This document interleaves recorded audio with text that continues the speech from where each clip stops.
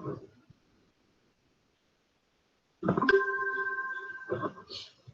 so kita simula lah kan. Okay, Assalamualaikum warahmatullahi wabarakatuh. Okay, minta maaf terlambat sikit, ada masalah lain tadi. Okay, jadi sementara yang lain-lain tu on the way di satelit tu masuk sini.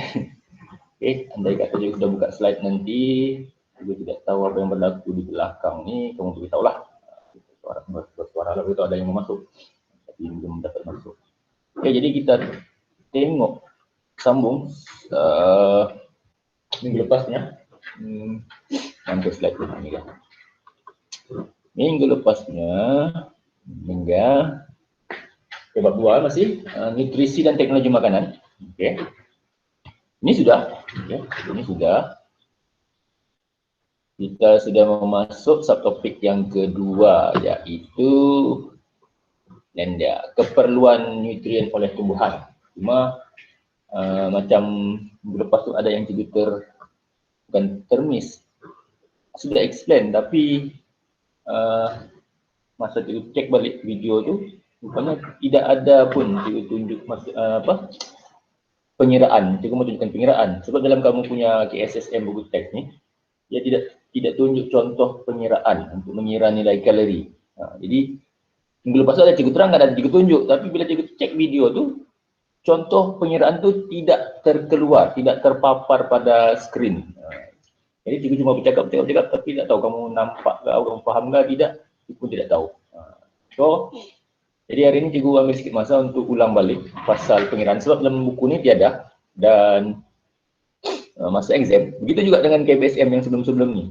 Contoh dia tidak tunjuk secara detail, dia secara ringkas sahaja. Macam ni lah, macam ini dia ada bagi. Tapi pengiraan tu dia tidak tunjuk. Jadi bila keluar di dalam exam, pelajar tidak boleh jawab. Padahal actually dia simple maths, okay? Common sense je pun. Okay? Yang kalau kamu nampak pengiraan tu, rupanya begini kiranya, senang je pun. Sebab dia simple maths je pun sebenarnya. Okay, contoh lah sekarang, tanpa buang masa. Okay, ni contoh sekarang, ini kelas makanan, karbohidrat, lemak, protein dan pelawas. Sumber dia nasi, roti, gula kasar, minyak sawit, mentega dan sebagainya ni, dan nilai kalori masing-masing ni. Karbohidrat untuk nasi 15.04 kilojoule per gram, roti putih 10.6, ini semua dia punya nilai kalori. Soalan dia bagi situasi lah. Contoh situasi dia kata Pak Abu lah. Okay. Pak Abu mengambil hidangan makanan tengah hari seperti dalam jadual di bawah. Jadual yang inilah. Jadual. Okay. Cuma ada karbohidrat, lemak, protein, pelawas. Okay. Jadi kemudian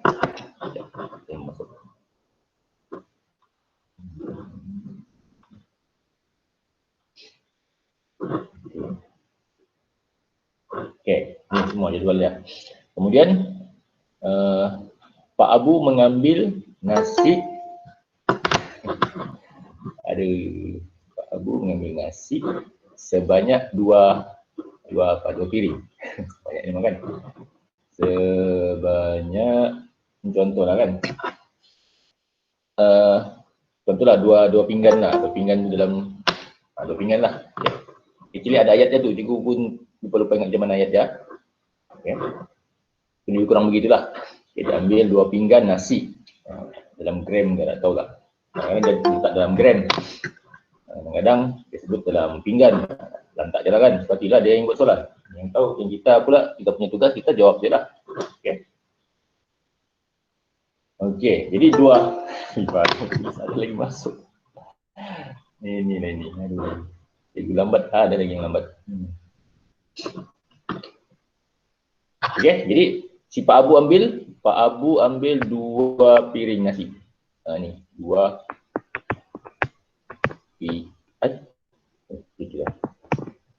pinggan. Okay, nasi. Okay. Kemudian dia ambil lemak daging lah, contoh lah kan. Inilah minyak mentega lah. Lemak mentega, daging, protein.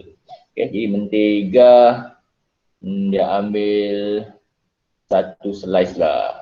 satu lah. Satu slice apa bahasa Melayu? Iris kah? Keping lah, tak lah. Mentega, keping lah. Gram lah minyak sawit, 1 gram lah. Minyak sawit diambil 1 gram. Okey.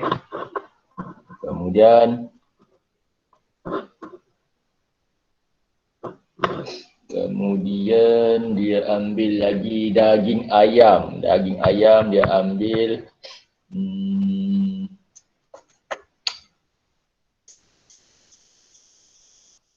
1-2 lah. 2 gram lah. Lemak memang sikit, ada banyak lemak.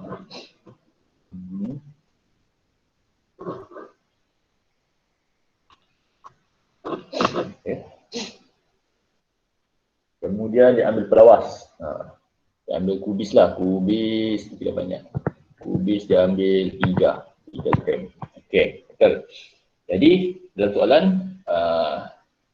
berapakah jumlah kalori yang Pak Abu ambil? Jadi jumlah kalori, bila jumlah tambahlah kan semua. Jadi tambah, sebelum kamu tambah, kamu admit dulu yang baru mau masuk ni. Okey, jadi sebelum tambah tu kamu tengok.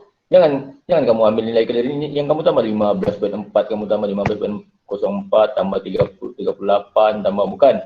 Maksudnya di sini kalau 2 pinggan, kamu kena darab 2 dulu sini. Ini darab 2, yang ini 1 dan 1 lah. Jadi apa 38/1 lah. Yang ini darab 2, yang ini darab 3.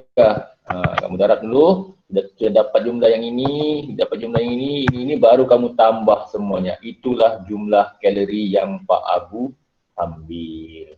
Tentu, tapi bila cikgu tidak terangkan benda ni, masa hari itulah, yang dulunya yang lepas-lepas lah. Bila keluar soalan dalam exam semester lah, actually SPM pernah keluar benda ni. Tapi tentu rasanya tak tahulah orang boleh jawab atau tidak, terus SPM kan. Jadi masa cikgu bagi soalan tu macam soalan trial kalau tidak silap. Dan jumpa soalan yang ini, ada yang boleh jawab tapi beberapa orang sahaja. Yang selebihnya langsung tidak dapat jawab dengan betul, dengan baiklah. Orang tidak tahu. Actually dia, bila dia sudah sebut dia ambil karbohidrat 2 gram karbohidrat. Yang ini kan nilai kalori ini untuk 1 gram per gram, nampak tu per gram. Jadi bila dia ambil 2 gram, kamu kena darab 2 lah. Dan ini juga contoh, kalau 3 darab 3 lah. Baru kamu totalkan semua jumlah kalori dia. Itu simple maths. Even kalau tidak tunjukkan in detail contoh penyeraan, sepatutnya tidak ada masalah kalau keluar soalan. Sebab dia senang lah. Sepatutnya. Okay. Jadi itulah pengajarannya pada yang lepas-lepas dan yang masa akan datang ni. Jangan terlampau fixkan otak kamu tu dengan buku teks. Bila kamu terlampau bergantung dengan buku teks, ayat-ayat buku teks, bila soalan tu dipusing saja sikit, kamu terus blank, kamu stuck, kamu tidak boleh jawab. Padahal dia senang. Kamu cuma perlu guna otak sikit. Maksudnya kasih bekerja sikit otak kamu. Fikir sikit macam mana untuk selesaikan masalah. Fikir sikit, dapat jawapan. Walaupun kamu tidak tunjukkan in detail contoh penyeraan dia. Penyeraan simple ya pun. Okay. Siapa yang memang biasa dengan maths, dia memang nampak gitu, dia tahulah. Siapa yang memang jenis yang bergantung penuh dengan buku teks, habis cerita. Bila jumpa soalan itu pusing sikit, habis. Okay. So hati-hati. So itu dia untuk yang minggu lepasnya. Okay. Cara contoh penyeraan dalam buku teks itu tidak ditunjuk contoh ya. Okay, okay, clear. Ini tidak masalah ni. Jadi kalau ada keluar lagi, kamu boleh jawab. So kita masuk untuk topik hari ini. Nenda, keperluan nutrien oleh tumbuhan. Kita sudah bincangkan keperluan nutrien oleh manusia hari itu dalam pemakanan. Okay. Piramid makanan itu memang kena kamu ingat sudah lah dari mendengar rendah dengan derajat. Okay. Ini pula untuk tumbuhan. Okay. Untuk tumbuhan, keperluan nutrien oleh tumbuhan. Apalah konon? Okay. Dan juga manusia lah, manusia dan haiwan. Tumbuhan juga perlu nutrien yang tertentu untuk pertumbuhan, perkembangan dan pembiakan. Lebih-lebih sekarang ni, kan apa? Alhamdulillah kan, pasal orang semua sibuk mau tanam bunga, dah beli bunga macam-macam, bunga keladi di kebun juga dia tahu berhambur di jalan. Aduh, sekali sekarang harganya punya mahal. Di kebun bersepa-sepa tu keladi. Saya pernah curi lagi. Masa sebelum viral tu ampai-ampai saya semua keladi bersusun untuk jalan. Sekarang habis kena tebas, kena curi terus. Dengan rasa patut sekali kena tebas. Teruk tu lah. Okay. Kemana boleh tiba-tiba viral tak tahulah. Heran pun. Okay. Jadi ini sama juga, tumbuhan pun perlukan nutrien untuk dia tumbuh, berkembang, membiak. Jadi nutrien yang diperlukan oleh tumbuhan dapat dikelaskan kepada dua kumpulan, iaitu makronutrien dan mikronutrien. Ini juga penting. Ini tadi ya. Kelas nutrien yang diperlukan oleh tumbuhan ada dua, makronutrien dan satu lagi mikronutrien. Okey. Jadi ya. So, nutrien yang diperlukan oleh tumbuhan untuk makronutrien. Apa dia makronutrien? Jadi makronutrien ialah nutrien yang diperlukan oleh tumbuhan dalam kuantiti yang banyak. Makro. Ya. Macam istilah ekonomi pun ada pakai istilahnya makro, mikro. Kalau tidak silap lah. Anda tahu kamu yang belajar ekonomi. Jadi nutrien yang diperlukan oleh tumbuhan dalam kuantiti yang banyak itu makronutrien. Jangan pula kamu cerita pasal ekonomi pula sini nanti. Jangan terkeliru lah. Ya. Nutrien yang diperlukan oleh tumbuhan dalam kuantiti yang banyak. Okay. Contohnya ada bunyi masuk. Ini kita tengok siapakah itu.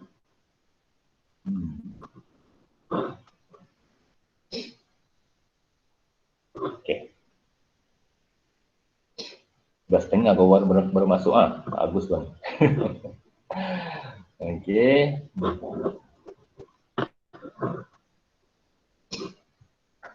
Okey, ini dia. Okey, contoh nutrien yang perlu dalam kuantiti yang banyak oleh tumbuhan: nitrogen, magnesium, oksigen, fosforus, kalsium, karbon, kalium, sulfur, hidrogen. Okey, itu semuanya. Dan perlu diingat benda ni fakta. Soalan objektif boleh keluar. Selain 9 contoh nutrien ini, kalau kamu bagi jawapan yang lain, artinya kamu akan dapat jawapan yang, kamu beri jawapan yang salah lah. Ini adalah fakta. Jadi tidak boleh menggoreng sesuka hati. Dia mesti ikut resepi dia. Resepi dia nitrogen, magnesium, oksigen, fosforus, kalsium, karbon, kalium, sulfur, dan hidrogen. Inilah makronutrien. Nutrien yang diperlukan dalam kuantiti yang banyak oleh tumbuhan. Okay. Macam mana mau ingat? Kamu lah punya idea, kamu punya kreativiti sendiri lah. Kamu kasih buat apa dia? Macam yang ada bunyi-bunyi apa? N apa? Nenekmu. Magnesium kan? Nenekmu orang apa? Lantak kamu lah, pandai-pandai lah kamu buat. Apa hal lah? Ibu yang mau beritahu lagi. Okey. Itu kuantiti yang banyak. Mikronutrien pula berlawanan lah kan. Dia adalah nutrien yang diperlukan oleh tumbuhan dalam kuantiti yang sedikit. Contohnya, itu sama juga fakta. Boron, molybdenum, ferrum, mangan, kuprum, zinc. Macam mana ingat? Terpulang pada kamu macam mana kamu mau buat. Tidak boleh goreng sesuka hati. Sebab dia sudah bagi dia punya fakta di sini. Tak boleh letak tiba-tiba berikan mikronutrien. Kamu letak di situ mikronutrien, kamu letak apa itu pun letak banyak bahan kuprum, zinc, ferrum, molybdenum, boron,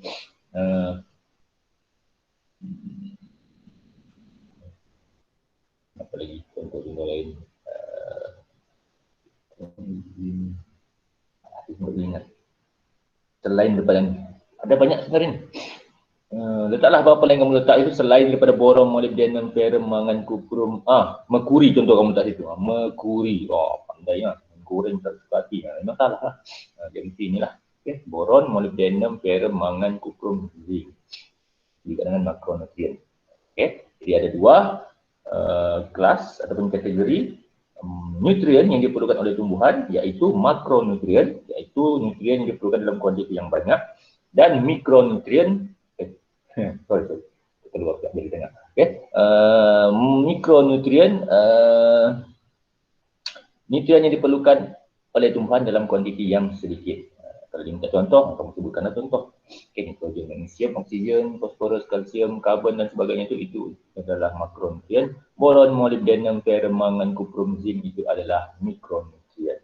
Okay, jadi kita tengok satu persatu. Makronutrien, kuantiti yang mana? Nutrien yang diperlukan dalam kuantiti yang mana? Okay, unsur ataupun mineral yang diperlukan oleh tumbuhan dalam kuantiti yang banyak. Okay, jadi apa masalah? Jadi contoh yang pertama yaitu nitrogen. Nitrogen yang diperlukan dalam kuantiti yang banyak di antaranya ialah nitrogen. Okay. Macam mana mau dapat nitrogen ni? Nitrogen actually dia adalah dalam bentuk gas di atmosfera. Tumbuhan pula di tanah. Kan? Rumput pula. Ialah tumbuhan lah. Tumbuhan, rumput, tumbuhan itu kan.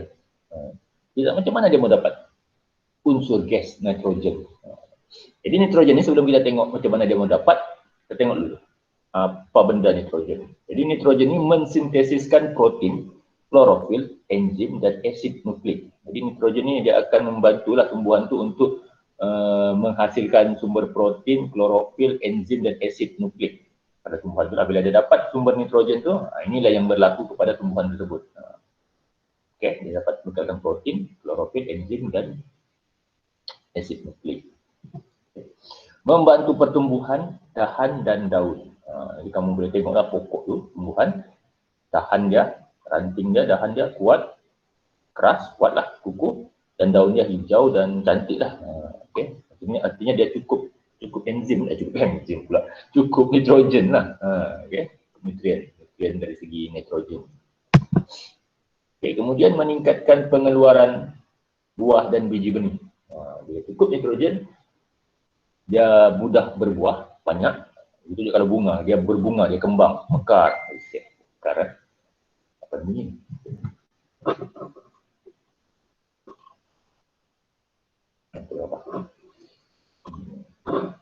Okay. Kalau bunga, dia mekar lah. Okay. Jadi cukup nitrogen. Okay. Biji benih, buah, kalau buah, pokok buah, dia punya buah pun cantik, bersih, sihat lah. Okay. Itu je lah, nitrogen. Okay. Untuk fosforus pula, mensintesiskan protein dan asid nukleik. Lebih kurang macam nitrogen juga, dia mensintesiskan protein dan asid nukleik. Okay. Menggalakkan pembahagian sel untuk penghasilan bunga dan buah. Ini kalau yang bagian bunga lagilah, kalau dia ada cukup fosforus, lagi akan cantiklah bunga tu. Pembahagian sel untuk penghasilan bunga dan buah. Itulah sekarang bunga-bunga kelati, bunga macam-macam bunga lah. Cukup fosforus dia, cantiklah bunga tu. Tak cukup fosforus dia tidak cukup, daun-daun bunga-bunga dia tu kering. Itu saja bentuk fosforus. Okay. Kalium. Kalium. Sama juga mensintesiskan protein. Actually protein ni, kalau untuk manusia kan, manusia protein kita perlukan protein untuk pertumbuhan sel-sel baru. Terutamanya kalau yang lelaki lah pergi gym apa semua, dia perlukan protein. Okay, dia bina balik sel-sel yang mati, yang rosak dengan yang baru. Sesuai otot-otot tu semua berkembang lah, tumbuh. Itu juga dalam proses tumbesaran. Okay. Mau tambah tinggi, protein diperlukan untuk membesar lagi lah. Okay.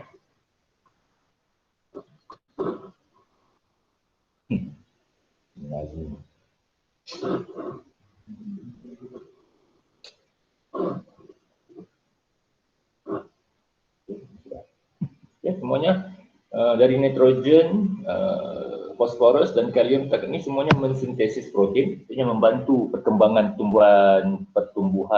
tumbuhan lah, ya. Artinya dia lebih kurang dengan macam kehidupan manusia juga lah, perlukan protein untuk pembesaran. Okay. Menggalakkan pembahagian sel tumbuhan juga, okay. Memperkuat daya ketahanan terhadap jangkitan penyakit untuk kalium. Okay, dia kuatkan daya ketahanan terhadap jangkitan penyakit. Dari mana dalam penyakit? Daripada serangga-serangga perosak lah. Okay. Kamu boleh nampak tu kalau kamu pergi tengok daun pokok-pokok di luar rumah kamu tu, okay. Tengok daun-daun ada tu ciri-ciri yang tumbuhan tu kena penyakit. Kamu tengok dia punya daun, corak daun, warna daun tu. Kalau macam sebelum ni juga kalau ada topik ni, dibawa keluar kelas, turun round kelas, tengok daun-daun di sekitar kawasan sekolah tu, ambil contoh, petik lah. Kau boleh buat, jangan kan, memang mau kita ambil sampel, kita cabut je lah. Petik dia, tu bincang sama-sama apa yang kamu dapat. Tapi menangkan online, kamu tengoklah di rumah kamu. Okay. Lepas tu, itu saja untuk kalium. Magnesium. Magnesium, komponen penting dalam klorofil. Okey, kebanyakan tumbuhan adalah color hijau. Klorofil tu merupakan ciri-ciri untuk membolehkan tumbuhan tu berwarna hijau. Okey, klorofil. Jadi untuk dapatkan klorofil, magnesium adalah komponen yang penting. Kita katalah. Itu juga. Senang kan? Magnesium. Dia perlukan nutrien magnesium, unsur magnesium yang mencukupi dalam kuantiti yang banyak supaya klorofil, warna hijau pada daun tu ataupun pokok tu ataupun tumbuhan tu memang dia color hijau lah. Kalau dia color kuning-kuning artinya kekurangan magnesium lah itu. Okay. Kalau dia kering mati kering lagi lah. Okay. Jadi kalau cukup magnesium, cukup kalium, cukup nitrogen, cukup fosforus, memang cantik lah hijaunya. Okay. Kalsium, akar, mensintesiskan gentian gelendong semasa pembahagian sel. Di mana gentian gelendong itu di area-area akar. Di situlah. Okay. Masa pembahagian sel, membantu pertumbuhan meristem, ujung pucuk dan akar. Ini kamu ada belajar di menengah rendah ni, form 3. Okay. Pasal akar, pasal apa ni? Pucuk dah. Okay. Mendatang ulam apa dah. Okay. Jadi membantu pertumbuhan meristem, ujung pucuk dan akar. Maksudnya ujung pucuk ni mungkin atasnya. Pucuknya tu cantik lah. Tidaklah yang bercabang-cabang 3. Okay. Dia bercabang yang tidak sehat lah. Maksudnya cantik, tajam, cantik je lah. Okay. Akar dia pun cantik dia punya pertumbuhan akar. Kuat lah. Okay. Itu kalsium. Actually kalau manusia pula, kalsium ni di bahagian gigi. Cukup gigi dan tulang. Kalsium. Kalau cukup kalsium, gigi kita pun kuat, cantik, tulang-tulang kita pun kuat. Kalau kurang kalsium, tulang kita mereput. Maksud tidak kuat, rapuh lah, mudah patah. Jadi kalsium untuk tumbuhan sama juga lah. Akar dia mesti kuat. Dan meristem hujung pucuknya tu, hujung pucuknya pun kuat. Tidak mudah rapuh lah, patah ataupun ditiup angin sikit terus patah ke apa ke. Itu kan lebih kurang. Okay. Sulfur mensintesiskan protein dan klorofil. Okay. Ini semua fakta lah. Dia pengetahuan untuk kamu tahu fungsi-fungsi dia sulfur. Setakat ni dalam SPM belum ada soalan yang keluar berbentuk yang begini. Dia tanya fungsi-fungsi ni. Dia cuma tanya nyatakan nutrien yang diperlukan dalam kuantiti yang banyak oleh tumbuhan. Makronutrien lah tu. Makronutrien kamu sebutkan lah. Magnesium, oksigen, nitrogen. Dia minta itu saja. Dia tidak suruh kamu terangkan setiap fungsi, setiap nutrien tersebut. Tapi at least kamu boleh tahulah. In case kalau ditanya, kamu boleh jawab juga lah. Sekejap ya. Ada iklan sekejap.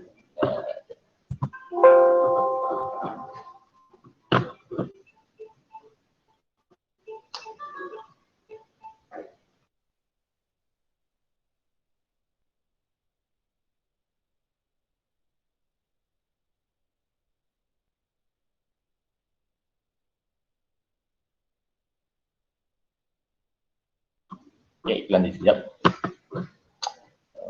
Okay, sambung balik. Okay, syukur. Okay. Mensintesis protein dan klorofil, okay, dia membantu protein dan klorofil macam magnesium. Okay. Cuma magnesium dia tidak mensintesis protein lah. Dia cuma komponen penting dalam klorofil. Membantu perkembangan buah, menggalakkan pembahagian sel tumbuhan. Itu saja untuk sulfur, menggalakkan pembahagian sel tumbuhan. Lebih cepatlah proses tumbuhan tu membahagi. Bagi sel maksudnya membiak lah, membiak. Jadi dia lebih cepat kalau cukup sulfur. Oksigen macam biasalah, manusia pun perlukan oksigen. Okay. Alhamdulillah. Terlibat dalam respirasi sel tumbuhan untuk menghasilkan tenaga. Okay. Respirasi. Kalau macam kita, respirasi kita, pernafasan, perkumuhan, macam tumbuhan pun lebih kurang lah. Okay. Respirasi sel. Tapi dia bernafas bukanlah macam kita melalui hidung apa semua kan. Dia mana ada hidung. Okay. Dia adalah dia punya cara macam mana dia mau bernafas, respirasi, berkumuh. Itu tak tahulah macam mana dia berkumuh tumbuhan kan, untuk menghasilkan tenaga. Okay. Karbon dan hidrogen. Membina gula atau kanji semasa fotosintesis. Okay. Masa dia buat makanan lah ni, tumbuhan. Okay. Membina gula atau kanji semasa fotosintesis. Membina selulosa. Itu saja. Okay. Karbon dan hidrogen. Masa fotosintesis, dia bina gula atau kanji. Ini dia buat makanan. Okay. Makanan. Okay. Dan membina selulosa. Selulos apa tak? Okay. Itu buat makanan ya. Itu makronutrien. Okay. Mikronutrien pula unsur atau mineral yang diperlukan oleh tumbuhan dalam kuantitas yang sedikit. Okay. Pertama, boron, mensintesiskan klorofil dan dinding sel, okay. Hijauan dan juga dinding sel untuk tumbuhan itulah, dinding-dinding dia supaya lebih kuat lah, tidak mudah rosak oleh serangga perosak. Okay. Membantu pembentukan buah dan biji benih, sama juga boron, tapi tidak perlu dalam kuantiti yang banyak, asal ada sahaja. Ferrum pula membantu pertumbuhan bahagian pokok yang muda, yang baru tumbuh ni lah. Jadi dia ferrum ni diperlukan untuk membantu pertumbuhan dan supaya dia membesar cepat. Iron, ferrum ni besi, zat besi. Nama kimia ada ferrum. Okay, iron man. Okay, jadi ferrum man. Iron kan besi, iron man, ferrum man lah dia. Membantu pertumbuhan bahagian pokok yang muda. Membantu respirasi sel, masa dia fotosintesis, pernafasan dia mengembangkan juga lah sedikit nutrisi, okay, dalam dia membuat proses respirasi. Cuprum, copper, terlibat dalam fotosintesis dan respirasi. Jadi cuprum terlibat dalam fotosintesis dan respirasi. Ini dalam mikronutrien yang kita boleh kaitkan dalam proses respirasi dari ini ferrum dan membantu respirasi sel. Cuprum pun sama juga membantu dalam fotosintesis dan respirasi. Ini dalam mikronutrien. Dalam makro tadi yang terlibat dalam fotosintesis dan respirasi, oksigen dengan karbon dan hidrogen, jadi kan? Karbon, hidrogen, oksigen itu dalam mikronutrien yang terlibat dalam proses fotosintesis dan respirasi. Untuk mikronutrien pula yang terlibat dalam respirasi dan fotosintesis, cuprum dan juga ferrum tadi. Okay, ada lagi depan lagi. Molybdenum, terkadap nama dia. Molybdenum. Mensintesis protein. Ini banyak yang boleh mensintesis protein. Jadi makronutrien dari pun nitrogen, apa lagi dari nitrogen, magnesium, banyak tadi yang melibatkan mensintesis protein, yang boleh kumpulkan dia. Kamu senang ingat siapa yang mensintesiskan protein. Okay, dalam makronutrien. Dalam mikronutrien pula, yang mana lagi yang boleh mensintesiskan protein? Boron, molybdenum. Membantu pertumbuhan tumbuhan. Itu juga. Lepas tu manganis. Javanese. Mangan. Orang Jawa mangan ni makan. Okay. Mangan. Terlibat dalam fotosintesis dan respirasi. Yang mesti orang Jawa ni yang jumpa ni, dia pun apa dia nama mangan lah. Sebab dia terlibat dalam fotosintesis. Fotosintesis kan proses tumbuhan tu buat makanan. Mangan lah, mesti orang Jawa ni. Dia terlibat dalam fotosintesis dan respirasi. Jadi dalam mikronutrien ada 3 tu tadi. Yang terlibat dalam fotosintesis dan respirasi, sperm, kuprum, mangan. Okay. Lagi. Membantu pembentukan asid amino. Diperlukanlah. Zinc. Bukan zinc atap rumah tu. Membantu sintesis protein dan pembentukan klorofil. Pun kamu boleh kumpulkan siapa-siapa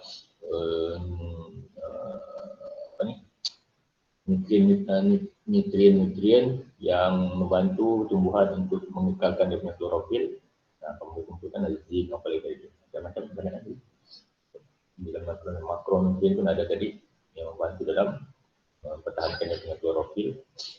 Okey. Membantu pembentukan daun. Ya. Okey. Inilah pasal makro dan mikro. Okey. Masalah kan? Semuanya fakta yang kamu perlu tahulah. Cara kan? Untuk seterusnya, kesan kekurangan nitrogen, fosforus dan kalium terhadap pertumbuhan-tumbuhan. Ini daripada makro ya, makronutrien. Nutrien diperlukan dalam kuantiti yang banyak. Jadi apa yang berlaku sekiranya nitrogen, fosforus dan kalium ni kurang? Let's check it out. Okay. Tumbuhan yang sihat. Okay. Pertumbuhan normal. Pertumbuhan normal. Batang tumbuh kuat. Batang tumbuhan kuat. Okay. Jadi tumbuhan yang sihat ni pertumbuhannya tu normal lah. Pertumbuhan-tumbuhan tersebut normal. Tidak yang cacat, tidak yang luar biasa. Memang dia cantik lah, tinggi, dapat semua sihat dulu. Okay. Batang tumbuhan pula kuat, kalau kamu pegang dia tidak mudah patah. Okay. Daun di bahagian atas kecil dan berwarna hijau muda. Ini atas pucuk lah. Bertumbuhnya tu kecil. Yang bawah besar hijau tua lah. Yang atas masih muda-muda. Okay. Ada yang baru masuk. Masya Allah. Luar biasa. Aiman. 15 minit tu baru masuk mana? Hebat ni mana? Siapa ni? Alia, kita keluar saja. Malah keluar kopi tandas. Kelas kalau selalu keluar ni kopi tandas tu. Okey. Okey, batang tumbuhan kuat, daun yang hijau muda, daun di bahagian di bawah besar dan berwarna hijau tua. Okay. Ini normal lah, ini tumbuhan yang sihat. Jadi kamu boleh cek, tengok bunga di luar rumah kamu, tengok bunga mama kamu dia tanam. Kamu boleh tahulah, kamu buat kajian. Mak, bunga mama ni sakit lah. Reaction sikit lah, kamu sudah belajar kan. Tengok daun di bawah ni kecil, sepatutnya di bawah ni besar. Daun dah kalau hijau tua, beritahu lah. Kau ni pada pandai. Iya, mak aku dah belajar. Action lah sikit kan, dah belajar sains. Okay. Sepatutnya kalau yang tumbuhan sihat, yang di bahagian atas tu dia mesti daun kecil dan hijau muda. Yang ini kenapa hal pula ni? Yang di atas ni besar pula. Daunnya mesti hijau tua. Tak betul ni bunga ni. Cacat ni. Begitulah. Kan? Pasti kamu boleh tahu lah. Dia tengok sila. Bunga di luar, di rumah kamu. Kalau ada bunga lah, kalau ada bunga boleh buat. Okay. Pertumbuhan akar normal. Ini takkan kamu cabut tengok. Kamu kasih keluar tu memang mengamuk lah. Mengamuk kan? Kamu tengok akar dah pula. Okay. Akar dia normal. Okay. Bagaimana kalau tidak normal? Kalau tidak normal, dia punya akar tu pendek-pendek. Dia sepatutnya akar dia tu berserabut di dalam kuat lah. Okay. Kalau dia sikit-sikit lah, artinya dah normal lah tu. Tak lama, memang dia 3 Jumaat lagi. Okay. Lepas tu tumbuhan yang kurang nitrogen. Tadi tu ciri-ciri untuk tumbuhan yang sihat. Untuk yang kurang sihat.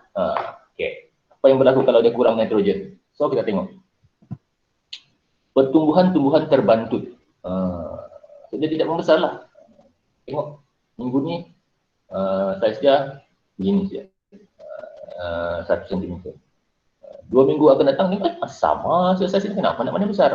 Ada masalah tu. Artinya kekurangan nitrogen. Okay.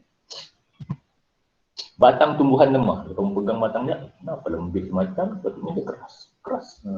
Tapi dia lembik.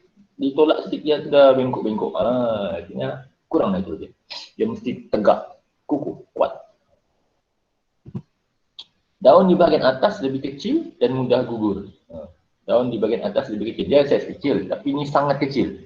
Bila ditiup angin, terbang, gugur. Artinya kurang nitrogen. Okay. Daun di bagian bawah berwarna hijau pucat, artinya dia hijau tua, segar, tapi dia hijau pucat atau kuning. Maksudnya kurang klorofil atau klorosis, bukan klorox, tapi klorosis ataupun klorofil lah. Bila klorofil itu kurang, artinya nitrogen ini membantu dalam klorofil, apalagi magnesium yang membantu dalam pembentukan klorofil. Itu antara yang kurang. Jadi bagian bawah itu color dia berwarna hijau pucat atau kuning, jadi bermaksud dia kurang klorofil. Okay. Jadi ini antara penyebab tanda-tanda lah yang tumbuhan itu dijangkiti penyakit apa? Yaitu kekurangan nitrogen. Okay. Penghasilan bunga dan buah terbantu. Kalau sepatutnya ya tumbuhan yang berbuah, dia tidak berbuah. Jadi kurang nitrogen. Okay. Pertumbuhan akar normal, tapi akarnya normal tumbuh. Okay.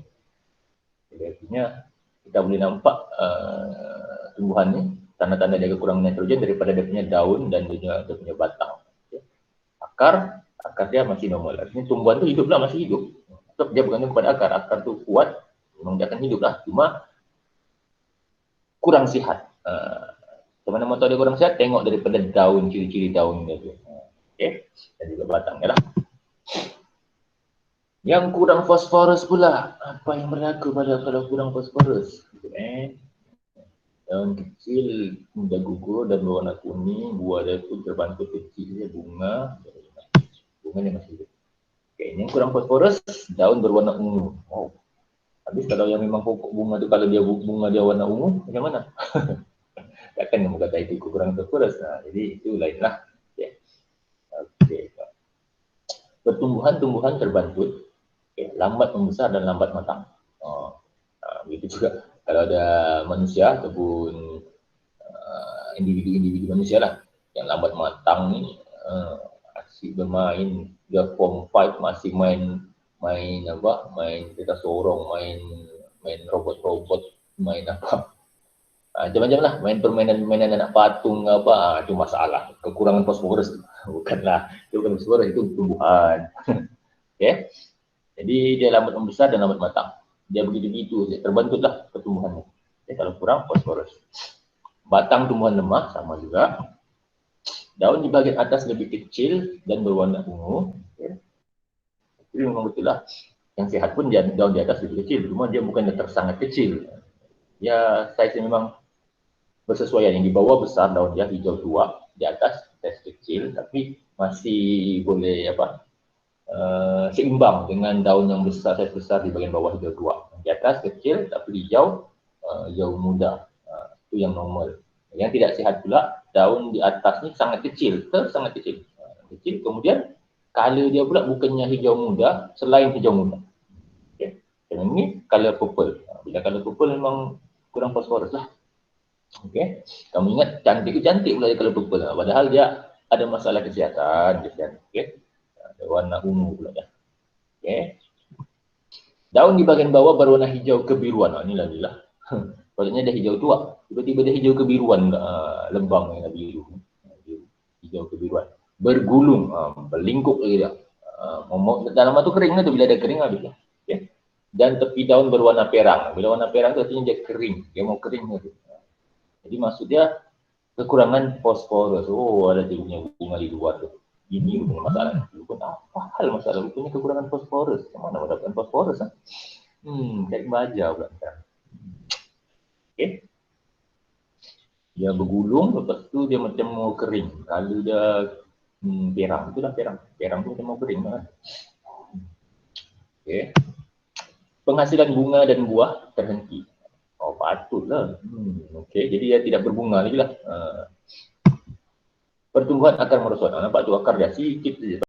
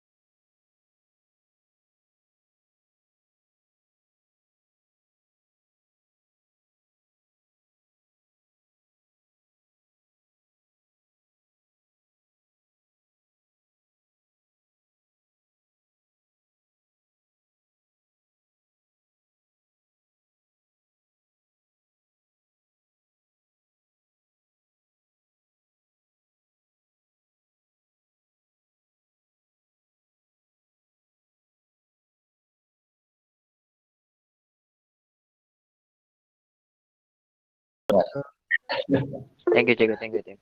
Right. Terima kasih, Cikgu. Thank you, Cikgu. Right. Thank you, Cikgu. Baru dengar suara kamu. Habis kelas, terima kasih. Kamu jawab. Sepanjang kelas senyap.